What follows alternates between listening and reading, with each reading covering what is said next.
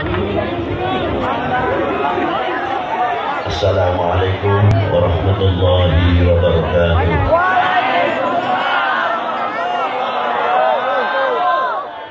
Alhamdulillah bil jalali wal kamali wal ikrami wahdahu la syarikalah. Mawsuufun bi kulli kamalin munazzahun an kulli naqsin. Laisa kamitslihi syai'un wa huwa ghaniyyun amman siwah. Wassalatu wassalamu ala sayyid al-kamil bil fadail alladhi khassasahu fil azam bi sahibi jami'i sifatil kamaliyah al-hasanati al-qudsiyah al-qur'aniyah.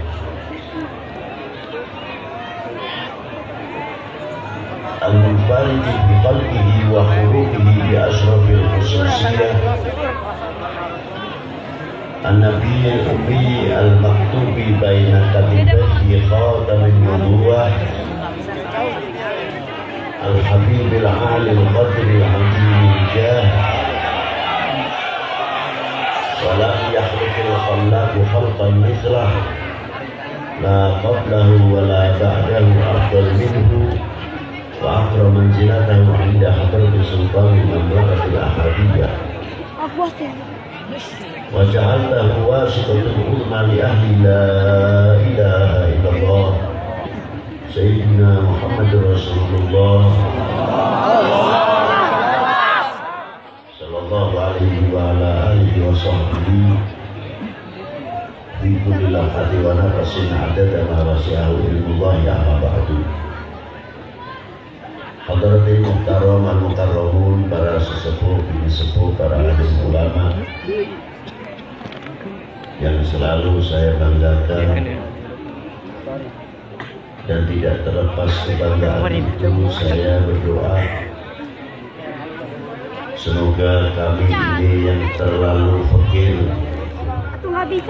di hadirat Allah sangat mendambakan sekali dimasukkan sabda baginda Nabi almar'u ma'aman ahabba. Kalau manusia akan dikumpulkan dengan orang yang dicintainya. Yang saya hormati Ibu Bupati Pandeglang, Bapak Dandim, Bapak Kapolres, Purkomenda Pandeglang, Bapak-bapak dari instansi pemerintahan, sipil, TNI, Polri yang selalu kami banggakan, Pak Camat, Pak Dandamil, Pak Kapolsek serta jajarannya, para asatidz, wa asatidzah, para pendidik yang tidak terlepas kebanggaan kami, panitia penyelenggara dalam rangka haul Yai Sanusi, hadirin wal hadirat rahimakumullah. Keprihatinan untuk saya pribadi sekarang ini yang sangat cukup mendalam. Tetapi pada malam hari ini kami pun mendapat jawaban dari Allah Subhanahu wa taala, karena di depan kami ini, di depan saya ini penuh calon-calon cikal bakal yang akan siap menjawab tantangan umat dan tantangan bangsa.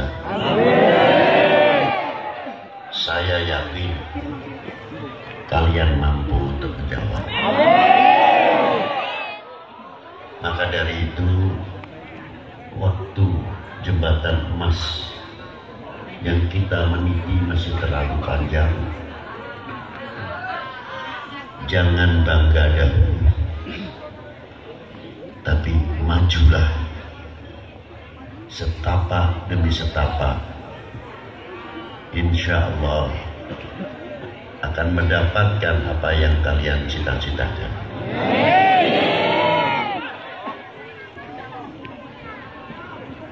Maka perlunya dengan adanya khol, apakah yang namanya khol itu harus para ulama atau para waliullah saja? Tidak. Banyak yang bisa diangkat untuk dalam khol memperingati hari wafatnya siapa saja yang kita idolakan dalam kebaikan.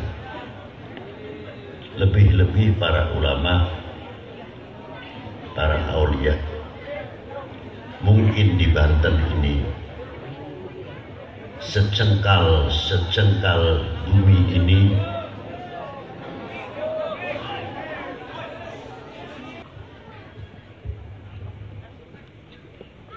saya lanjutkan. Jadi yang namanya peringatan khol, lebih-lebih para ulama, para aulia, kemerosotan cinta kepada al-ulama wal aulia semakin merosot.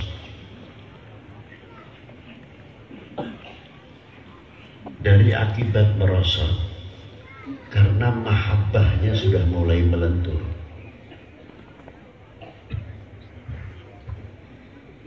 Kalau sudah mahabbahnya kepada para aulia mulai melentur, musibah yang akan datang.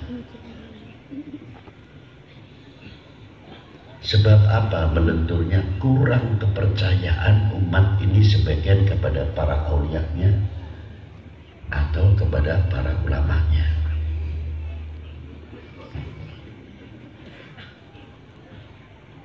Kalau maksiat itu jelas, dohirul maksiat nyata, mahabbah tempatnya di hati.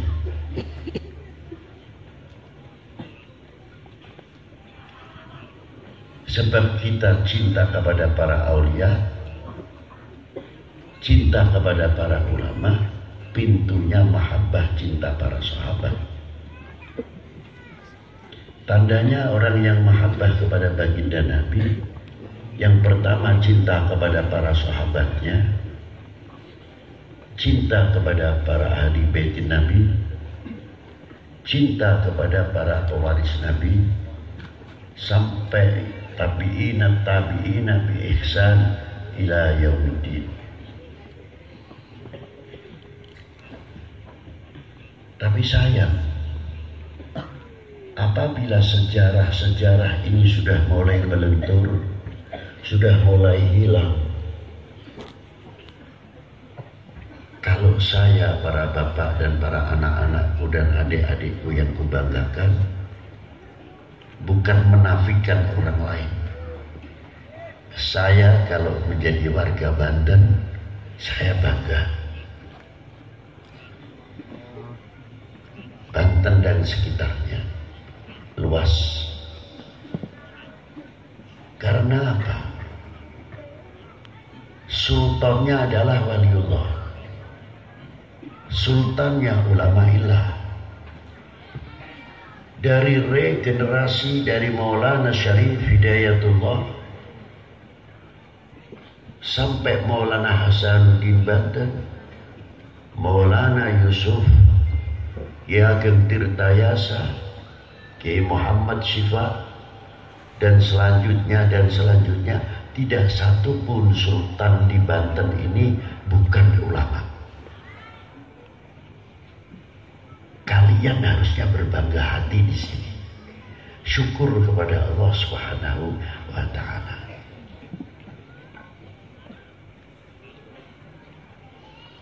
Namun sejarahnya sebagian sudah mulai kurang termuat, sehingga kita ini kalau tidak kebenaran, kebetulan ke Parmen Obor. Nah, kalau sudah ke Parmen Obor, mana mungkin kita bisa masuk apa yang disabdakan oleh baginda Nabi sallallahu alaihi wasallam, dzikrus salihin Tanzilur Rahmah.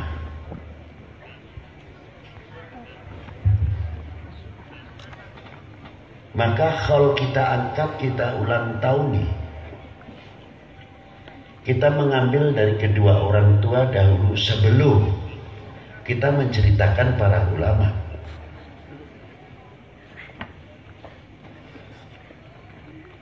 Para sesepuh-sesepuh atau orang tua kami yang sekarang, mungkin ada yang hidup, mungkin kecil, yang hidup di zaman 1945 masih boleh dihitung. Payahnya mencari uang, susahnya mencari sesuap nasi, bukan untuk perutnya, tapi perjuangan ini dilakukan untuk anak-anaknya, putra-putrinya, supaya tidak putus sekolah, supaya tidak mengalami kebodohan, tidak berpakaian. Begitulah. Sedangkan satu sisi orang tua kita ekonomi yang menurun karena tekanan-tekanan pihak penjajah pada waktu itu. Orang Jawa, Pulau Jawa ini ada Jawa Sunda, ada Jawa, ada Jawa Madura. Yang namanya Jawa itu sampai Malaysia itu dulu disebut Jawa.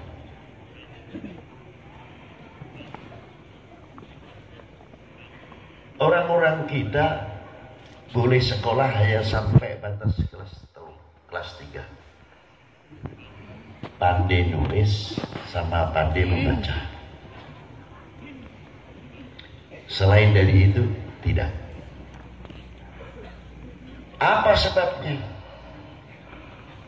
Takut kalau yang dijajah itu pandai. Takut kalau yang dijajah itu pinter. Sebab kalau pinter, pandai pasti akan melawan kepada penjajah.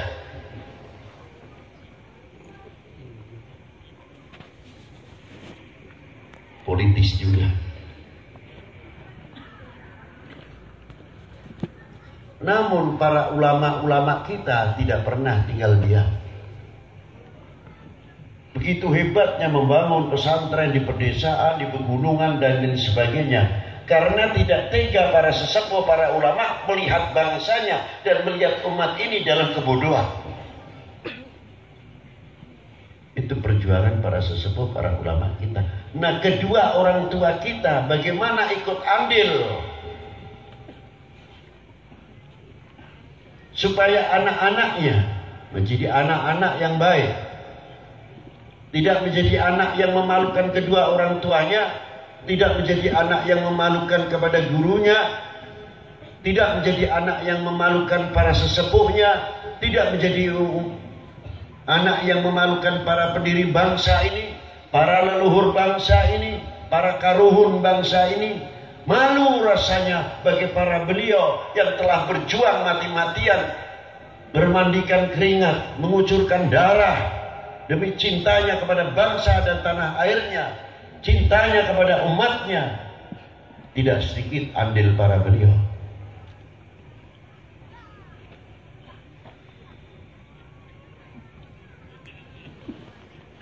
Terus berjuang orang tua kita sampai mengalami 19, ada yang lain 1945 atau sebelumnya 47 dan seterusnya. Ada yang setelah 65, ada yang setelah tahun 70. Kita ini semua tidak mengalami apa orang tua-tua kita bagaimana perjuangannya pada waktu itu. Boleh dikatakan kepala buat kaki. Yang hidupnya di pegunungan, yang hidupnya di pesisir, yang hidupnya di kota. Masih mengayuh becak bagaimana rasanya kalau musim kemarau, kalau musim hujan. Begitulah perjuangan-perjuangan orang tua. Boleh dikatakan perutnya kosong itu lebih banyak demi anak-anaknya. Sebelum para orang tua kita membanggakan orang lain, lebih jauh membanggakan bangsa lain, yang kita banggakan adalah putra-putri kami. Ditarik yang lebih luas putra putri Indonesia, santriwan santriwati Indonesia. Itu pertama.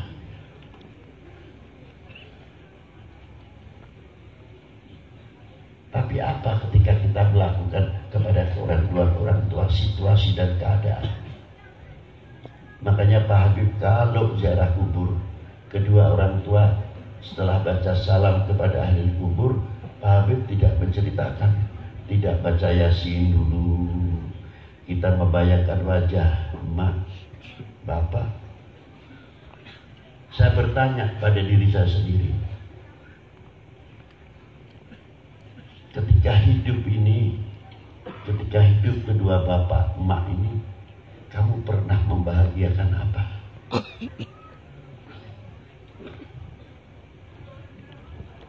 Itu pertanyaan. Banyak menyusahkan atau tidak?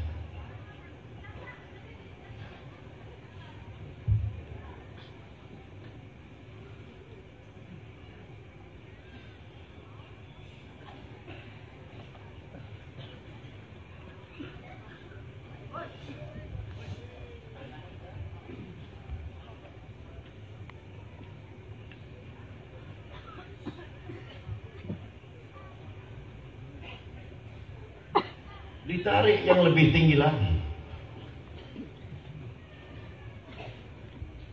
Saya berhadapan dengan pusara mak bapak. Ya Allah, belum sempat kami membahagiakan kedua orang tua, sudah ditarik kembali keharibahan Allah Subhanahu wa Ta'ala.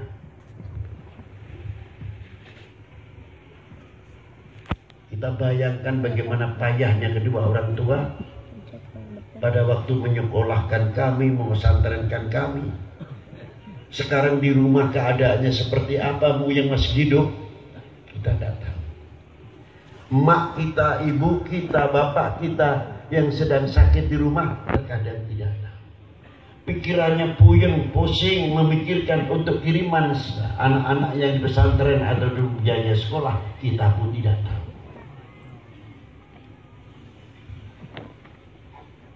Begitulah perjuangan orang tua. Maka perlu dengan adanya hall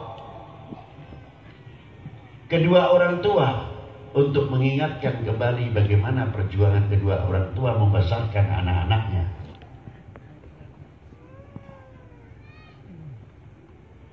Kita tarik kembali. Seandainya kedua orang tua itu masih ada, kita diberi kemampuan umpamanya, alhamdulillah dapat rezeki, entah satu bungkus mie apa, nasi apa, mumpung mak belum tidur, bapak belum tidur, kita dapat rezeki, kita bawa bungkusan itu, mumpung mak belum tidur. Begitu menerima dari sang anak, bahagianya luar biasa, doanya melebihi besarnya gunung Karang. Nah, kamu belum rezeki banyak, tapi kamu masih sudah ingat kamu sama kedua orang tua. Dia makan nasinya itu nangis dalam hatinya sambil mendoakan kepada anak-anaknya. Itulah orang tua, cintanya kepada anaknya. Kalau dia dalam hall atau dalam undangan perismanan dan lain sebagainya, kayak kalau makan enak di situ disediakan, menelannya agak bingung. Ingat anak-anaknya di depan matanya kelihatan semuanya, dari yang kecil sampai yang besar. Itu orang tua. Dia dirasakan. Kapan ya Allah ya Rabb aku dapat rezeki yang seperti malam ini kita makan? Kapan kita bisa membahagiakan anak-anak sebagaimana malam ini yang aku makan, atau lebih dari itu? Itu orang tua. Apa balasan kita terhadap kedua orang tua?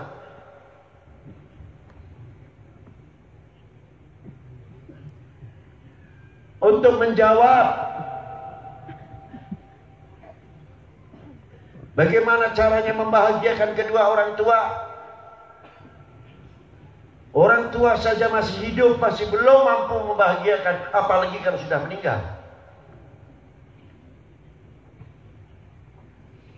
Bagaimana caranya kita membalas jasa orang tua? Pasti akan membangun kerukunan, kekompakan, dan lain sebagainya. Kakak adik tidak pernah timbul kesalahpahaman, bertengkar dan sebagainya. Kalau mau bertengkar, malu rasanya kepada kedua orang tua.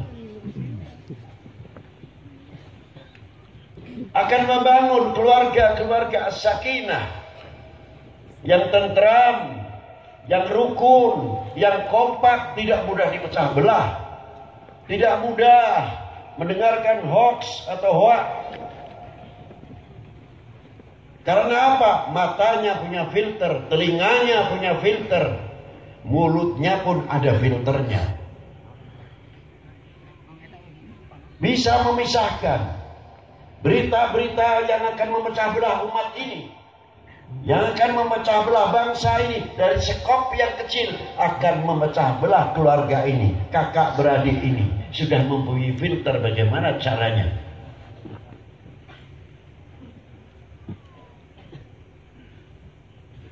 Betapa besarnya bahagianya kedua orang tua, senangnya. Tapi susahnya kalau anak-anak itu hanya setiap hari mengirim api yang mengecewakan. Sebelum meninggal sampai di dalam kuburnya, putra-putrinya hanya mengecewakan dan mengecewakan. Apakah itu pembalasan kita birrul walidain kepada kedua orang tua? Nah, bukan itu. Tapi kalau kita bisa membangun kekompakan, kerukunan, tidak mudah menerima suara-suara yang akan memecah belah. Ditarik lagi dengan adanya hol para ulama-ulama yang sekarang sudah banyak yang kita melupakan sejarah. Ribuan para wali, ulama, aulia di Banten ini. Mutiara-mutiara terpendam, belum mampu kita menguaknya. Mungkin kalau bisa kita catat, mungkin 4 jilid, 3 jilid, paling tidak 3 jilid untuk menulis ulama-ulama yang ada di Banten ini, yang telah melahirkan buah karyanya yang luar biasa. Hampir seluruh dunia Islam memakai kitabnya Kiai Nawawi Al-Bantani. Siapa yang tidak kenal kepada para beliau? Kata ayahnya Imam Nawawi, seandainya mampu berkata, dia akan mengatakan beliau, tidak masalah, saya bukan ulama. Tidak masalah, saya tidak masyhur, tapi saya bangga dengan putra kami Muhammad bin Umar Nawawi Al-Bantani. Sampai di Mekah pun kebangsaannya tidak melentur, masih di bawah Muhammad Nawawi bin Umar bin Ali Al-Bantani At-Tanari Al-Bantani Al-Jawi. Luar biasa, saya kagum kepada beliau. Jati diri seorang muslim, jati diri seorang bangsa, kehormatan seorang bangsa masih tertera di dalam kitabnya Muhammad Nawawi At-Tanari Al-Bantani.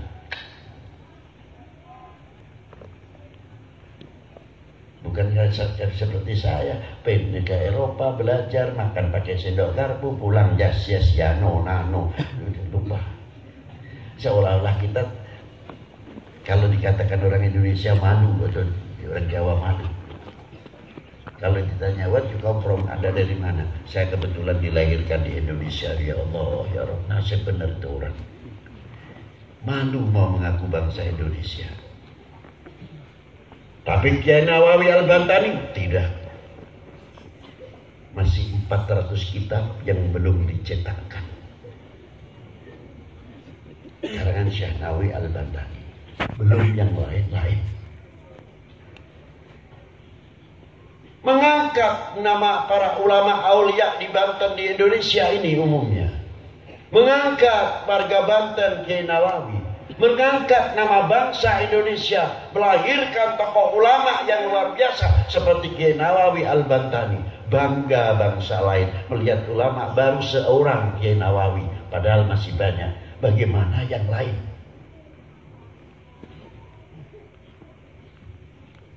Mestinya ini menjadi penggugah kalian-kalian maupun di dunia yang lain. Harus mampu meneruskan perjuangan-perjuangan Kiai Nawawi hingga melahirkan Nawawi, Nawawi, Nawawi, Nawawi.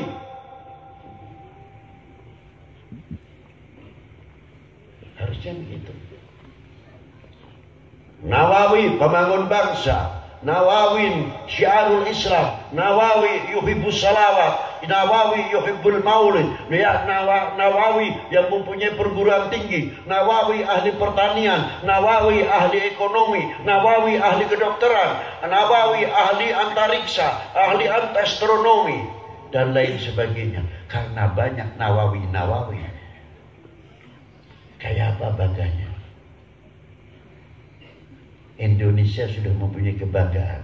Tapi yang menjadi keprihatinan saya secara pribadi, siapa penerus-penerus ini? Kapan munculnya Nawawi Al-Bantani Al-Jawi? Nawawi Al-Jawi, Jawa Timur. An-Nawawi Al-Jawi, Jawa Tengah. Nawawi Sumatera. Nawawi Jawa Barat. Nawawi NTB. Nawawi sampai Sabang sampai Maroke, tumbuh Nawawi Al-Bantani. Ma'asyiral hadirin rahimakumullah. Sejarah ini hampir mulai hilang. Jangan dikira para ulama-ulama itu tidak ikut andil besar dalam nasrul Islam. Dari beberapa tokoh-tokoh saya ceritakan, Al-Islam masuk ke Indonesia dari abad 1 Hijriah. Cucunya siapa? Mu'ad bin Jabal, yang telah dimakamkan Syekh Mahmud bin Abdurrahman bin Mu'ad bin Jabal di suatu desa namanya Barus di Tapanuli. Beliau meninggal tahun 63 Hijriah atau 43 Hijriah. Sudah nasrul Islam di Barus di Sumatera, belum Aceh.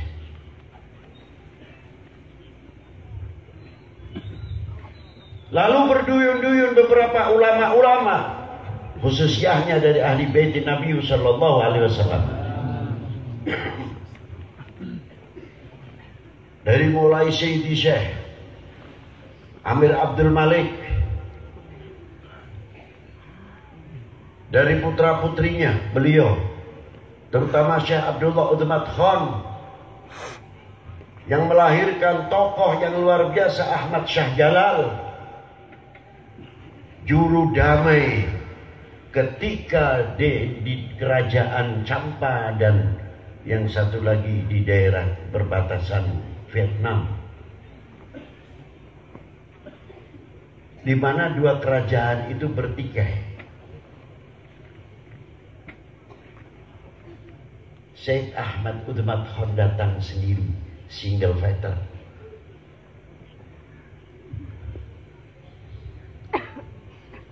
Dengan akhlaknya yang luar biasa, bukan kesaktiannya. Kesaktian bukan jaminan. Tapi senjata yang paling ampuh di dalam dakwah adalah nilai-nilai akhlakul karimah. Itu yang paling ampuh.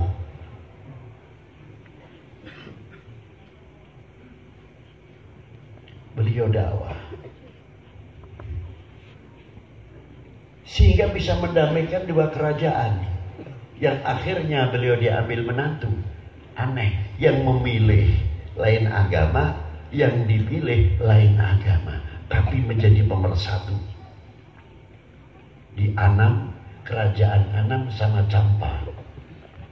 Dengan perkawinan yang demikian dari dua kerajaan melahirkan tokoh-tokoh yang tidak memalukan kepada kedua orang tuanya. Al-Imam Umar Syihabuddin yang banyak keturunannya, termasuk Nasrul Islam di Cina.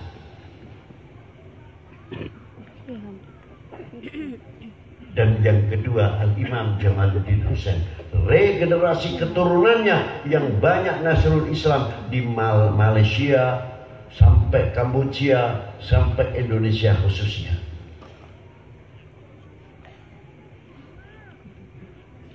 Tidak terlepas para beliau-beliau itu juga andil besar dalam memerdekakan bangsa ini dari belenggu penjajah, dari mulai Portugis. Satu sisi Nasrul Islam, satu sisi harus ikut memerdekakan bangsanya, tanggung jawab dari belenggu penjajah. Akhirnya berhasil, setapak demi setapak para beliau. Tapi sayangnya, mengapa timbul kegagalan, kehancuran Malaka? Ini peringatan untuk kalian-kalian kita ini. Apa diantaranya? Malaka itu pada waktu itu kerajaan yang kuat, sumber penyebaran Islam untuk di Nusantara. Mengapa tumbang? Mengapa jatuh?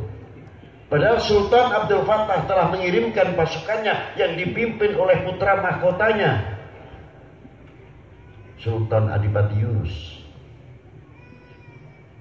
Gagal karena ada rintangan, badai, gelombang. Terpaksa beberapa puluh kapalnya membawa pasukan terpaksa merapat ke Palembang. Itu pun tidak cukup, sedikit yang meninggal karena gelombang. Akhirnya pulang. Sebab musabab negara itu jatuh dari apa? Ditimbulkan dari hoak. Kalau dari luar dihantam sulit, karena kekuatan Sultan Mahmud Syah. Pasti akan dibantu oleh Pasai, Aceh, dan lain-lainnya. Tapi mengapa timbul tidak kepercayaan rakyat sebagian kepada negaranya, pada sultannya, kepada ulamanya, dan sebagainya. Pembusukan dari dalam negeri itu sendiri mulai tumbuh. Peringatan ini untuk kita semuanya.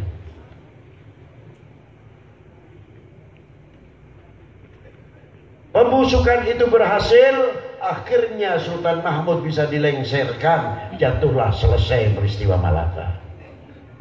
Akhirnya Portugis sampai ke Tidore, sampai Maluku, Ternate, dan sebagainya. Untung Sultan Babullah, Sultan Khairul, Sultan Zainal Abidin. Siapa Sultan Babullah? Adik kandung Maulana Syarif Hidayatullah, paman daripada Maulana Hasanuddin Al-Bantani. Bangga tidak kira-kiranya? Harusnya kita bangga. Bisa dihalau Portugis sampai peristiwa Sunda Kelapa yang dipimpin langsung mendapat mandat dari Sultan Abdul Fattah, Maulana Syarif Hidayatullah memegang tampuk komando panglima besarnya, dan Pangeran daripada Fadl Said Fadlillah atau Pangeran Jayakarta yang dahulu di zaman Syarif Hidayatullah, itulah diberi tugas untuk mempertahankan Sunda Kelapa. Berhasil, alhamdulillah, perjuangan ulama, selamatlah negeri kami dari penjajahan Portugis. Ini hal, jadi saya menceritakan sejarah.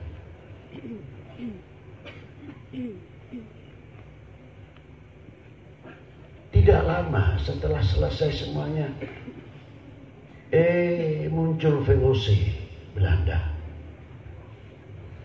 Bagaimana cara penguasaannya? Membeli tanah dahulu, menguasai rempah-rempah, cengkeh, merica, dan lain sebagainya. Sedikit demi sedikit mempunyai tanah. Yang akhirnya membuat government.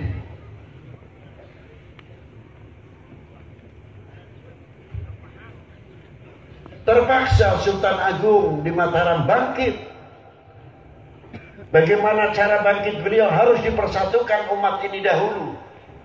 Pasuruan, Surabaya, Cakranegara, Bangkalan, dan dipersatukan dahulu untuk melawan Belanda di Batavia. 2 kali penyerangan gagal.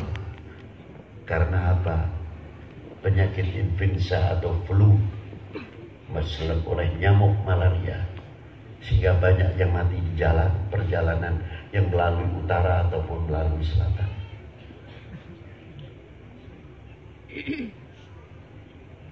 Tidak putus di perjalanan, bangkit kembali para ulama dan lain-lainnya.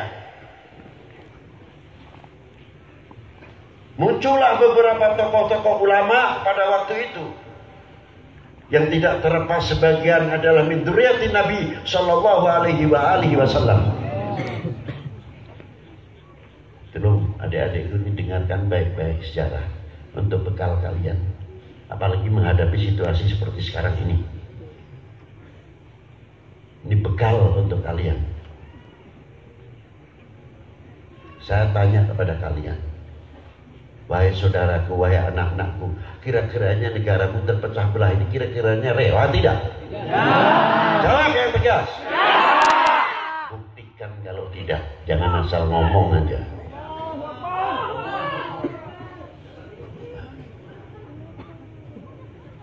Itulah. Coba. Begitulah diteruskan perjuangan-perjuangan ini. Diteruskan oleh Diponegoro, Kiai Mojo, Kiai Hasan Maulani Lengkong Kuningan, Kiai Rifai, dan banyak lagi tokoh-tokoh yang luar biasa dari Jawa Barat, Jawa Tengah, Jawa Timur, dan lain-lainnya bangkit karena merasa cintanya kepada tanah airnya, cintanya kepada bangsa, lebih-lebih oleh Islam, kepada Islam yang didukung oleh ideologinya yang kuat, hubbul watonnya yang membara.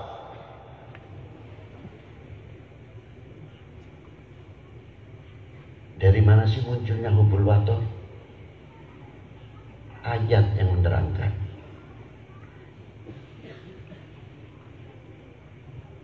Allah Ta'ala telah menciptakan suami istri dari orang yang baik, dari Nabi Allah Adam Siti Hawa alaihi wassalam, melahirkan Nabi Allah Nuh ke bawah.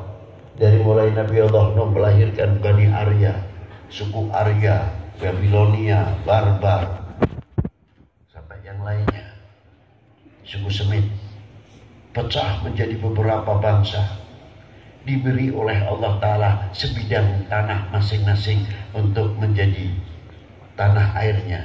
Allah Ta'ala menjadikan syu'uban wal qabail ta'arafu, untuk saling mengenal. Sejauh mana kita mengenal, sejauh mana kita mengerti. Bukan sekadar mengenal saja, mengerti. Artinya di sini mengenal harus mengerti. Apa kelebihan bangsa lain? Apa kekurangan kami?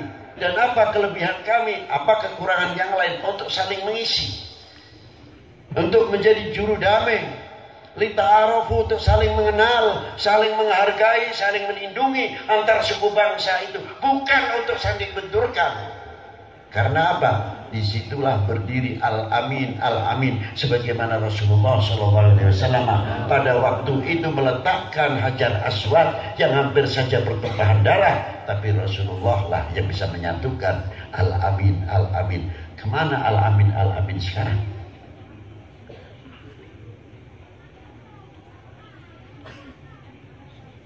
Apakah Al-Amin yang menjadi pemicu, provokator, senang kalau melihat bangsa ini dalam keadaan pecah belah? Apa demikian? Apa demikian? Tidak. Buktikan kalau tidak.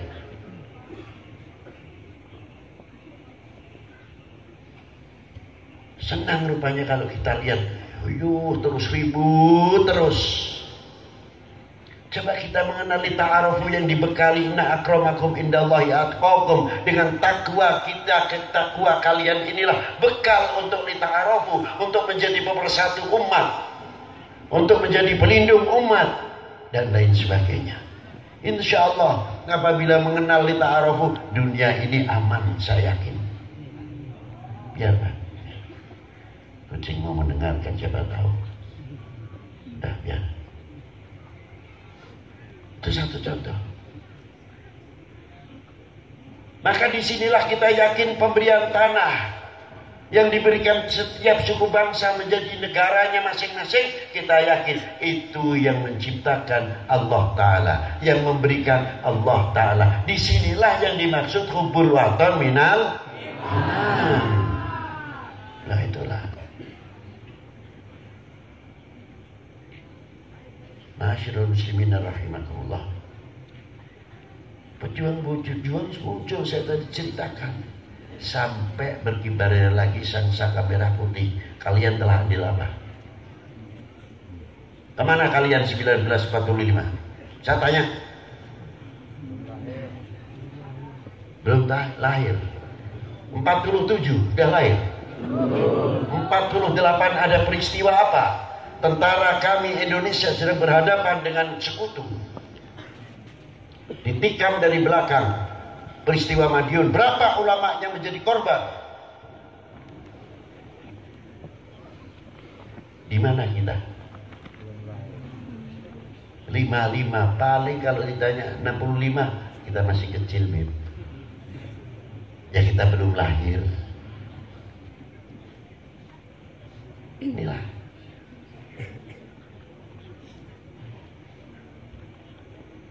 Kapan kita mampu mengisi kemerdekaan ini? Mengisi tinggalan ulama aulia dalam perjuangannya, entah itu dalam nasrul Islamnya, menggelar al-Islam, apa yang ada di dalam Islam, bahwa Rasulullah SAW selalu menegakkan kedamaian, isinya kasih sayang terhadap umat. Nah inilah.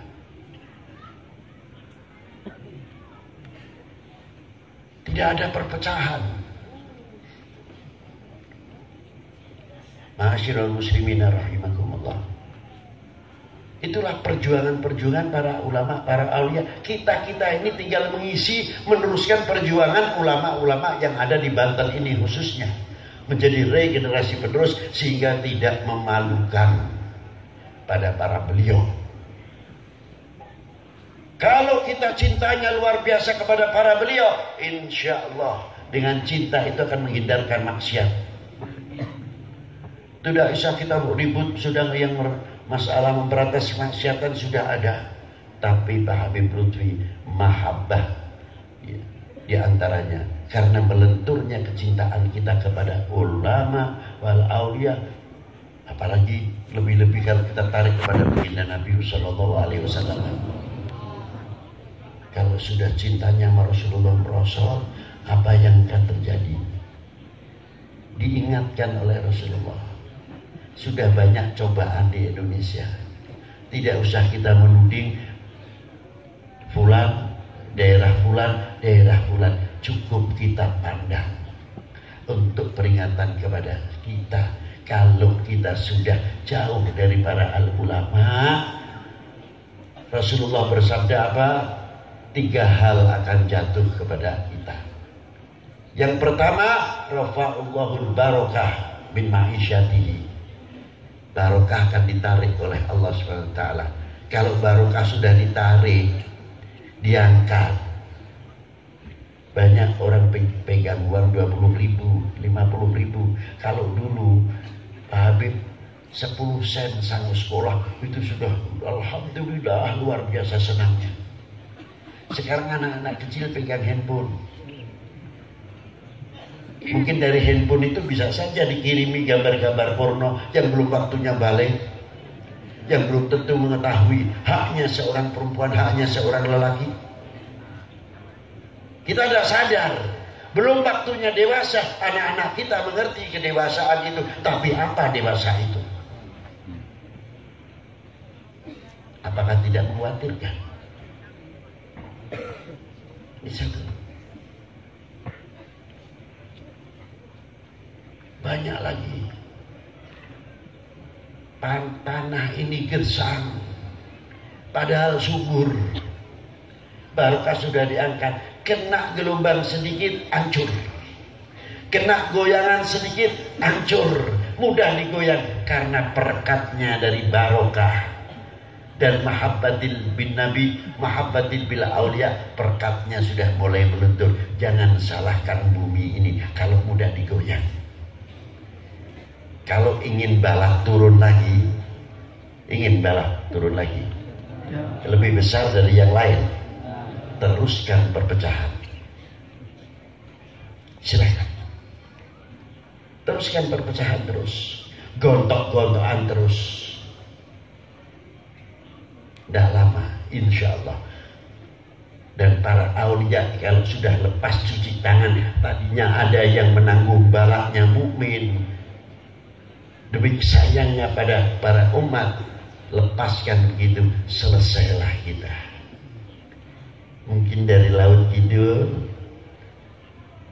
atau dari mana, sewaktu-waktu menanti kapan tengahnya kita. Saya tidak mau menakut-nakuti, tapi ini tidak akan terjadi. Karena apa? Akan terbendung. Oleh apa? Cintanya kami kepada baginda Nabi Sallallahu Alaihi Wasallam, cintanya kami kepada para ulama, pada para aulia. Ramaikan maulidin Nabi Sallallahu Alaihi Wasallam.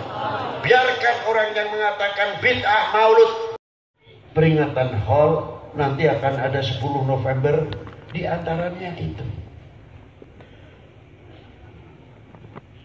Selanjutnya, mari kita mengikuti jejak-jejak para beliau. Jangan sampai kita menjadi umat, menjadi bangsa yang memalukan, yang mengecewakan para beliau. Pak Habib Lutfi itu kalau ziarah ke para wali sebetulnya suka, takut kalau dimarahi. Untung Habib Lutfi tidak dengar. Kalau umpamanya Habib Lutfi ini hijabnya dibuka setiap ziaratul kubur, mungkin gak betah, malu rasanya. Benar. Yang di Taman Pahlawan, yang di Maulana Hasanuddin Al-Batani dan sebagainya, pasti saya mau ditanya. Apa pertanyaannya di antaranya? Wahai Habib Lutfi, tolong sampaikan kepada bangsaku, bangsa kami,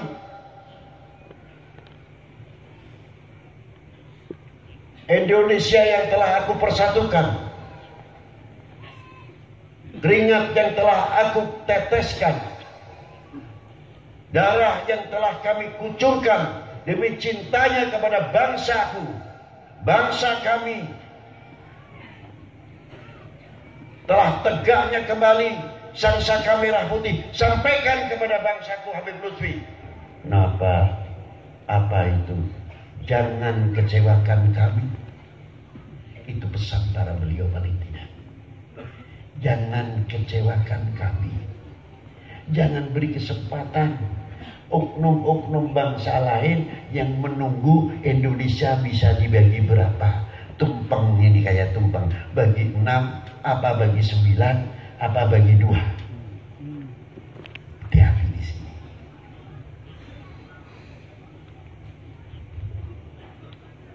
Maka dari itu cukup kita ukhuwah ini perlu. Contoh lihat itu Timur Tengah. Negaranya satu di zaman Rasulullah, tidak ada perpecahan. Bisa disatukan oleh Rasulullah, tapi setelah Rasulullah tidak ada, menjadi Kuwait, menjadi Saudi, menjadi Abu Dhabi, menjadi Oman, menjadi lain-lain. Nah, kira-kiranya Indonesia mau kalau dibegitukan? Mau tidak? Tahankan itu, pertahankan menjadi negara kesatuan persatuan Republik Indonesia. Jangan basa-basi, bilang NKRI yang tegas.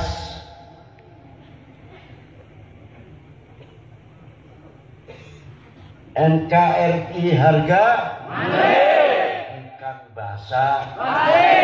Nah, itulah.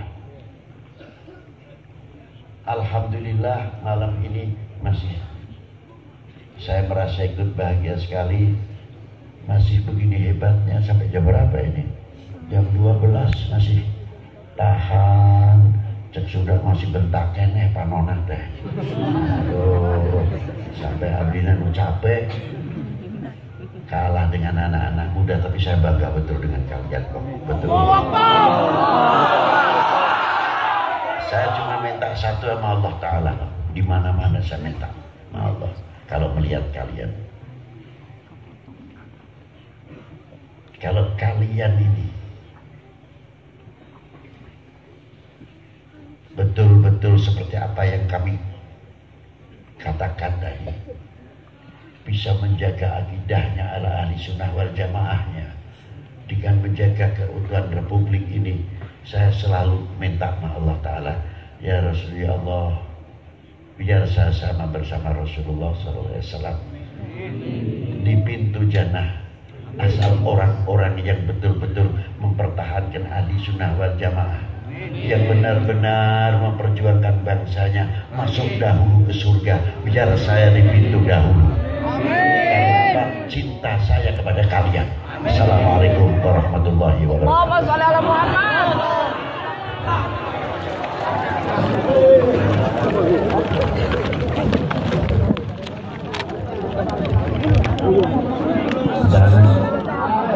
Jangan tolong jangan berebut. Lihat itu cukup saya kira. Ya.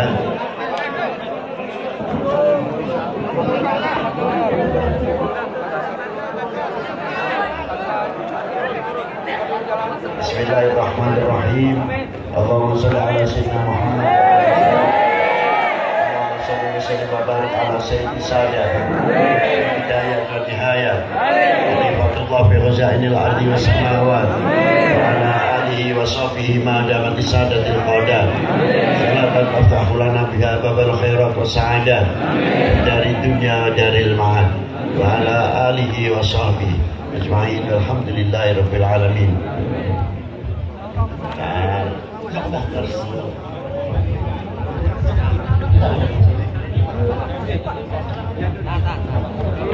Kasih jalan Habib, kasih jalan Habib.